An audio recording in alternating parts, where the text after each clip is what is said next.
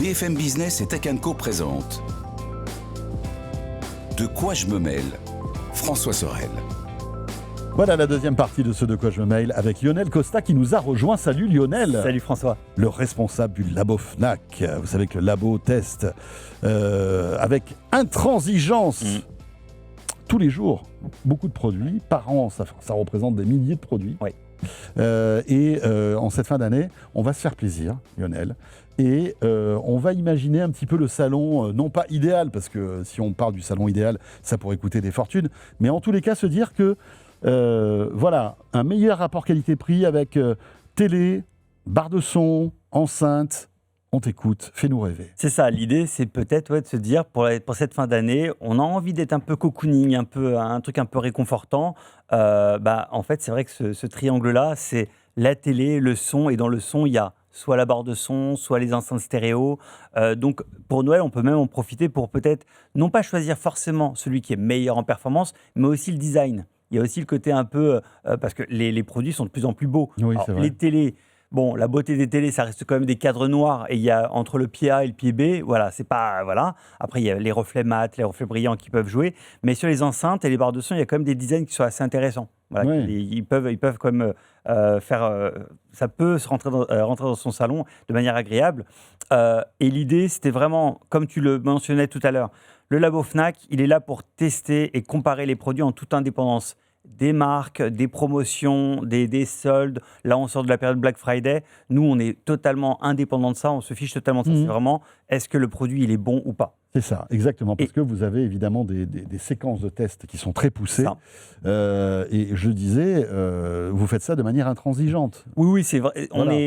On peut même à titre personnel préférer un produit. On aime bien toucher ce produit. Mais si les tests indiquent que, et même à l'oreille, après on va se rendre compte que le produit il n'est pas forcément bon, point final, c'est les tests qui sont maîtres justement là-dessus. Est-ce qu'il y a, en fait, ce qu'on se dit, c'est qu'on se dit oui, mais bon, c'est la Fnac derrière, donc ils ont des pressions commerciales, etc.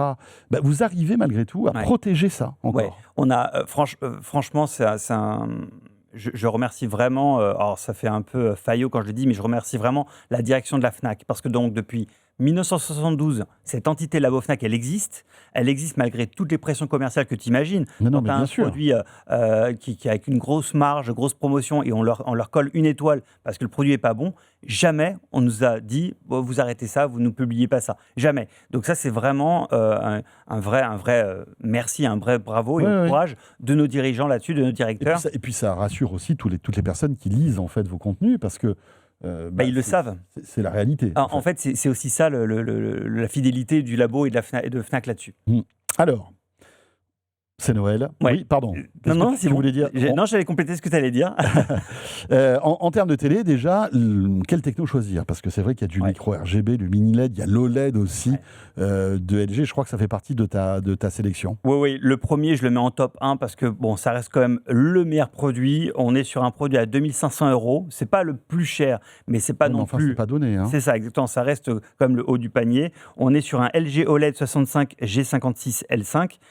En fait, donc 5 étoiles, OLED, écosystème connecté, tout est vraiment, il coche toutes les cases en uniformité, en colorimétrie, en vue angulaire, des contrastes pour un OLED qui ne sont pas forcément obligatoirement bons, mais sur celui-là, il est très bien respecté, donc un très très bon produit. Et donc en termes de techno, l'OLED a quand même un pas d'avance sur, pour l'instant, le micro LED, le mini LED et le micro RGB. C'est intéressant ce que tu dis, parce que c'est vrai que le micro LED est concurrencé de toutes parts. L'OLED est concurrencé de toutes parts par le mini LED, le micro LED, etc., etc.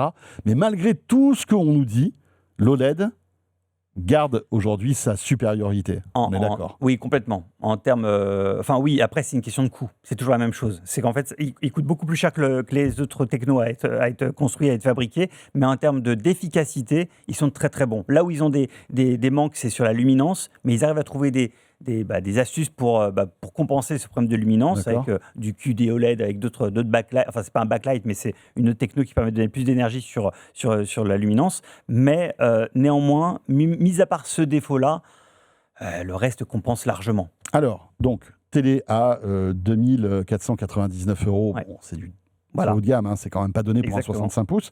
En revanche, ce qu'il y a de bien, c'est que tu as une autre sélection d'un produit qui est beaucoup plus abordable, mais qui a quand même 5 étoiles.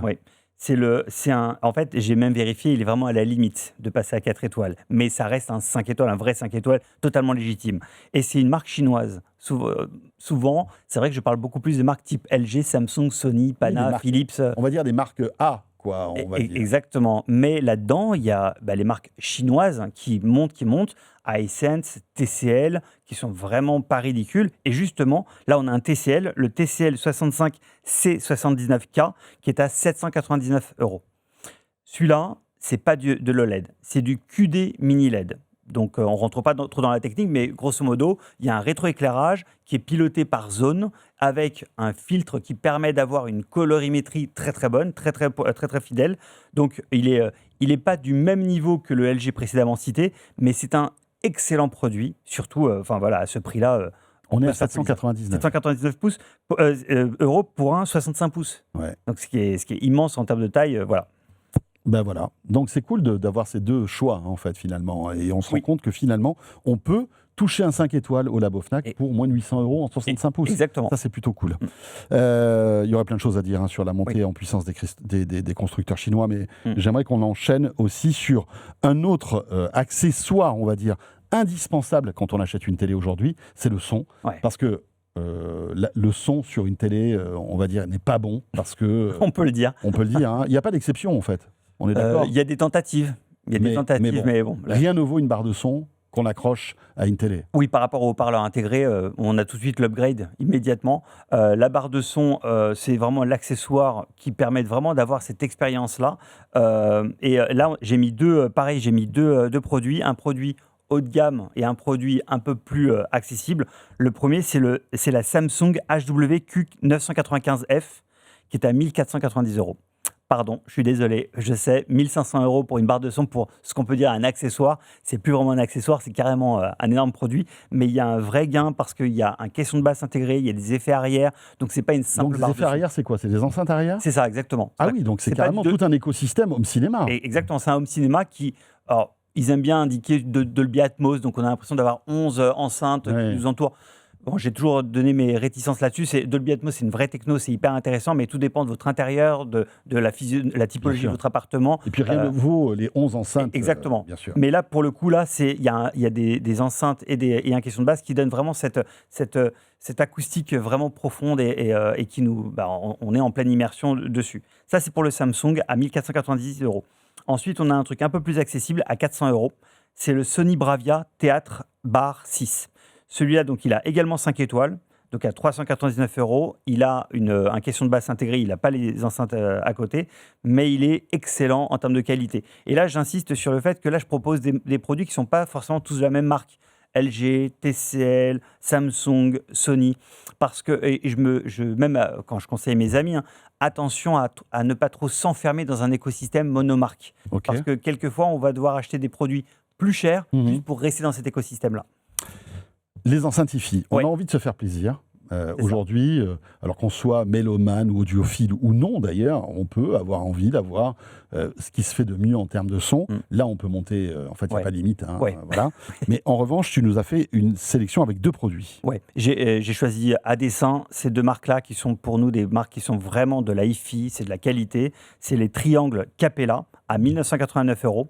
Alors les triangles Capella 5 étoiles, c'est tout simple, hein, c'est des parallépipèdes, donc c'est des blocs, mais on ne peut pas faire plus efficace que ça en acoustique. Ok. On est vraiment dans quelque chose C'est gros? d'efficace. Non, c'est pas gros. On est sur une hauteur à peu près de quoi, 50 centimètres 40 cm de 40 hauteur. centimètres, d'accord. Non, c'est vraiment pas gros. C'est des enceintes actives, donc Bluetooth. Donc on peut se connecter dessus sur son téléphone, sur son ordinateur. Ouais, mais est-ce que c'est pas débile de se connecter en Bluetooth sur ce type d'enceinte à Alors, 2000 balles? Ouais, non, mais c'est sûr qu'il faut, si on veut avoir quelque chose de qualité, il nous faut un ampli, un DAC avec On est des d'accord. éléments. Et je dis juste que il permet ça. Oui, bien C'est sûr. une enceinte active Mais qui- ça qui n'a le permet. aucun sens, en fait. Ça réduit. C'est comme si, non, la comparaison est bizarre, mais c'est comme si je buvais du vin avec un truc où on met de l'eau ou du coca dedans. Ouais, C'est- voilà, ou un pétrus avec des glaçons, quoi.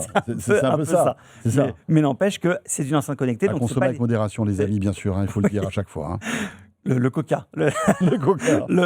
Et donc, et évidemment qu'avec un ampli, on ne pourra jamais faire mieux que ça. On a quelque chose de qualité avec un son qui n'est pas compressé, qui n'est pas abîmé par toute la partie flux de data. Donc là, on est sur le haut de gamme. Ouais. Heureusement, tu as un truc un peu plus abordable. Les KEF, donc les gens qui connaissent l'acoustique, KEF, c'est une marque évidemment assez connue. Les KEF LSX de LT à 799 €.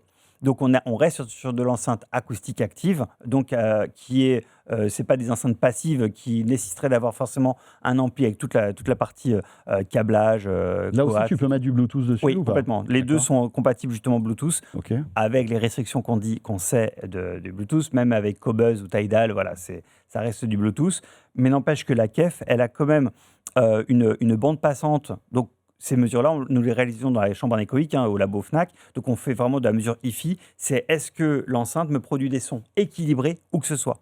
Et si tu me permets, quelques secondes juste pour indiquer pourquoi est-ce que nous mesurons la hi-fi tel que nous le souhaitons, c'est-à-dire avec une réponse fréquence plate. Si jamais le compositeur a créé sa musique dans son studio et qu'il a décidé de mettre tel niveau dans les graves, tel niveau dans les aigus, une fois que c'est pressé sur un CD ou sur un vinyle, ces égalisations-là, prévues par le producteur, sont dans le disque. Donc, une fois qu'on le reçoit, ce disque-là, et qu'on l'écoute, si jamais notre système audio réaccentue encore des graves ou des aigus, etc. On ne respecte plus la vision artistique. Exactement. On est flatté. On va se dire, oh, il y a des basses, etc. Mais c'est pas ce que le compositeur avait prévu, lui, dans son studio d'enregistrement. Donc, c'est pour ça que on est un peu rigide là-dessus. La hi-fi, il faut que ça respecte la référence, donc la haute fidélité. Et voilà, pour donc 800 €, on peut avoir une paire de KEF. Oui. Alors, c'est des paires à chaque fois, bien Oui. heureusement, quand même. La stéréo. Voilà, histoire de rêver un peu pour tous ceux qui, comme moi perso, et je sais comme toi, sommes fans un peu de son et d'image. Merci beaucoup, Lionel. Merci, François. Bonne fête. Bonne fête à toi aussi. Voilà. Et vous restez avec nous si vous êtes en audio, puisque le petit module de quoi je me mêle audio bonus vous attend. Et pour tous les autres, à vous qui nous écoutez ou regardez sur BFM Business ou sur la chaîne YouTube, on se retrouve la semaine prochaine, bien évidemment. De quoi je me mêle, vous le savez, votre rendez-vous tech du week-end. Merci en tous les cas de nous suivre et à très vite. De quoi je me mêle sur BFM Business et Tech & Co.